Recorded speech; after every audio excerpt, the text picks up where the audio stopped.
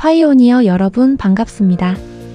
2026년 마이애미 컨센서스가 끝난 지도 벌써 석 달 정도 지났습니다. 그 사이 시장의 움직임까지 같이 놓고 다시 보면 당시 행사에서 강조됐던 몇 가지 흐름이 지금은 훨씬 선명하게 보입니다. 그 중에서도 스테이블 코인과 RWA가 특히 눈에 띄었어요. AI 역시 주요 흐름 중 하나였고, 같은 행사에서 파이코인 공동 창업자 두 사람은 AI라는 주제로 파이의 방향을 이야기했습니다. 오늘은 스테이블 코인과 AI 이 두 흐름이 앞으로 파이 안에서 어떻게 만날 수 있을지에 대해 얘기해 보려고 해요. 사실 스테이블 코인의 제도권 진입은 최근에 갑자기 시작된 일이 아닙니다. 비자는 이미 몇 년 전부터 USDC를 결제 정산에 활용하기 시작했고, 페이팔은 자체 스테이블 코인 PYUSD를 내놨습니다.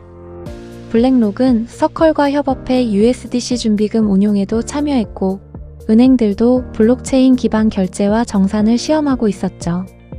시장에서는 그보다 훨씬 전부터 스테이블 코인이 거래소 안의 달러 대체제를 넘어 실제 결제와 송금, 정산, 금융 인프라로 영역을 넓히고 있었습니다. 그런 흐름 속에서 2025년 7월 미국의 스테이블 코인 규제법인 지니어스 액트가 법률로 확정됩니다. 이미 빠르게 커지고 있던 시장에 미국이 연방 차원의 규제 틀을 만들어주면서 은행과 결제 기업을 포함한 제도권 금융이 좀 더 적극적으로 들어올 수 있는 환경이 만들어진 거죠. 그리고 약 9개월 뒤인 2026년 5월 마이애미 컨센서스가 열렸습니다. 이때는 스테이블 코인을 제도권에서 받아들일 것이냐는 문제보다 누가 발행할 것인지, 어디에 사용할 것인지, 기존 금융망과 어떻게 연결할 것인지, 그리고 어떤 현실 자산을 블록체인 위로 가져올 것인지가 더 중요한 문제로 다뤄지고 있었습니다. 실제 컨센서스 프로그램에서도 스테이블 코인과 토큰화는 핵심 트랙이었어요. 스테이블 코인은 쉽게 말하면 블록체인 위에서 움직이는 달러라고 보면 됩니다. USDC나 USDT처럼 가격이 달러에 묶여 있으니까 비트코인이나 일반 알트코인처럼 가격이 크게 흔들리지 않습니다. 그래서 결제와 송금은 물론이고 자산거래, 담보, 정산 같은 금융활동에도 사용하기가 훨씬 편합니다. 그리고 스테이블 코인이 실제 금융 안으로 들어오기 시작하면서 같이 커지고 있는 시장이 RWA입니다. RWA는 릴월드 에셋, 말 그대로 현실 세계의 자산을 블록체인 위에 올리는 겁니다. 미국 국채나 채권, 펀드, 금, 부동산 같은 자산을 토큰 형태로 만들어 블록체인 위에서 거래할 수 있게 만드는 거죠. 이걸 스테이블 코인과 같이 놓고 보면 구조가 좀 더 선명해집니다. 현실의 자산은 RWA로 올라오고 그 자산은 블록체인 위에서 거래되고 결제와 정산에는 스테이블 코인이 사용되는 겁니다. 아주 단순하게 표현하면 RWA는 자산이고 스테이블 코인은 돈이고 블록체인은 그 돈과 자산이 움직이는 금융망이 되는 거죠.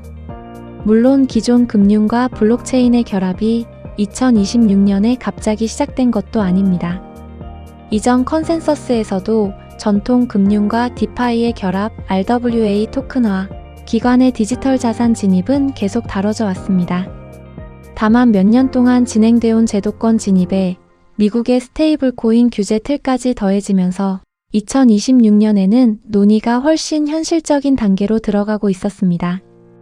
파이코어 팀의 두 공동 창업자는 컨센서스에서 다룬 큰 흐름인 스테이블 코인과 RWA보다 AI에 더 집중하는 모습을 보였습니다. 청자오판 공동 창업자는 AI와 블록체인을 실제 사용자와 서비스로 연결하는 실사용을 강조했고, 니콜라스 코칼리스 공동 창업자는 AI와 봇이 늘어나는 시대에 실제 인간을 구분하는 문제와 파이의 KYC 기반 사용자 네트워크를 이야기했습니다. 이런 파이의 방향은 스테이블 코인과 RWA가 커지는 흐름과도 연결해서 볼 수 있습니다. 그 연결고리를 이해하려면 RWA가 실제로 어떻게 작동하는지를 볼 필요가 있어요. RWA는 현실 자산을 토큰으로 만드는 것만으로 끝나지 않습니다. 예를 들어 미국 국채를 블록체인 위에 토큰으로 만들었다고 해보겠습니다. 토큰 자체를 만드는 건 가능합니다. 그런데 실제 금융상품으로 판매하기 시작하면 누가 이 자산을 살 수 있는지, 어느 나라 사용자인지, 제재 대상은 아닌지, 투자 자격은 있는지 같은 문제가 따라옵니다.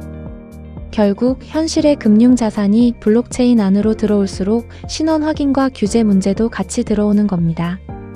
이런 관점에서는 파이가 가진 대규모 KYC 사용자 기반도 앞으로 어떤 금융 서비스와 연결하느냐에 따라 의미가 달라질 수 있습니다.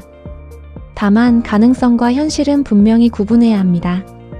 파이에 KYC 사용자 기반이 있다는 것과 그 사용자들이 실제 스테이블 코인이나 RWA 금융을 이용할 수 있다는 건 아직 다른 문제입니다.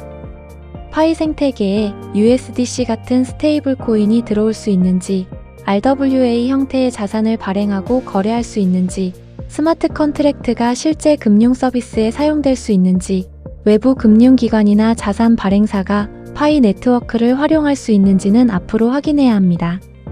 그리고 이건 파이코인의 역할 자체와도 연결됩니다.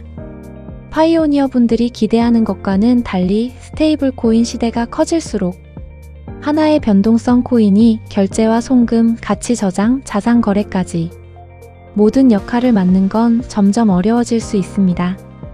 사람들이 물건을 사고 송금하고 금융자산을 거래할 때 가격이 계속 움직이는 코인보다 가격이 안정된 스테이블 코인을 선택하는 건 자연스러운 흐름이기 때문입니다.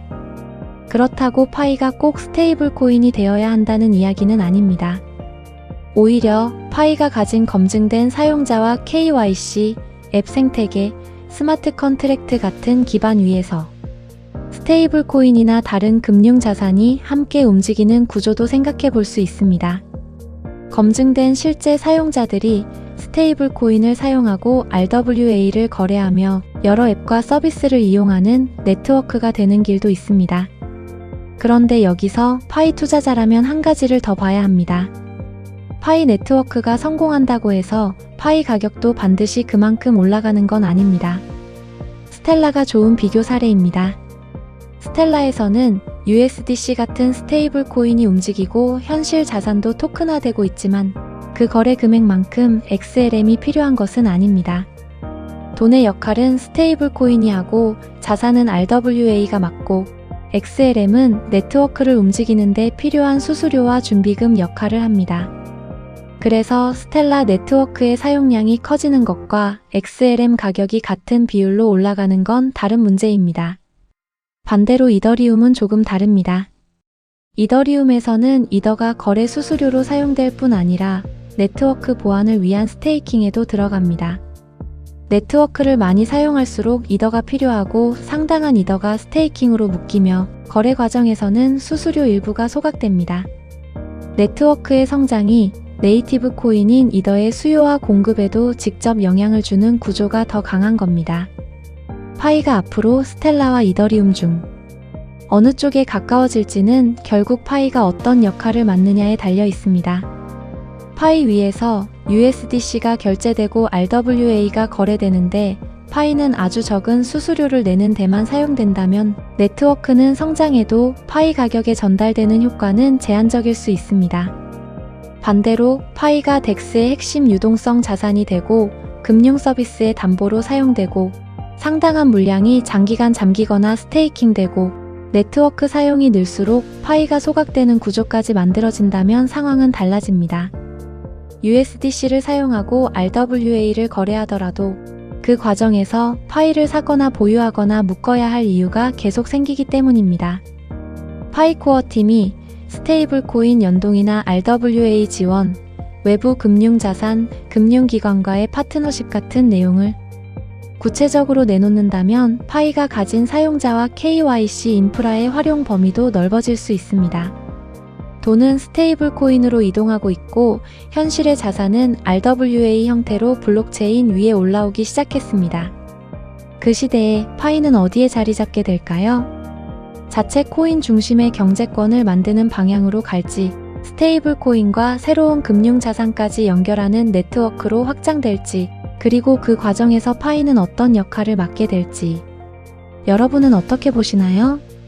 파이가 스테이블 코인과 RWA를 받아들이면서 파이 자체의 역할도 더 강하게 만드는 방향으로 가야 한다고 보시나요? 아니면 파이 자체 생태계를 먼저 키우는 게 더 중요하다고 보시나요? 소중한 의견은 댓글로 남겨주세요. 영상이 도움이 되셨다면 구독과 좋아요 부탁드려요. 감사합니다.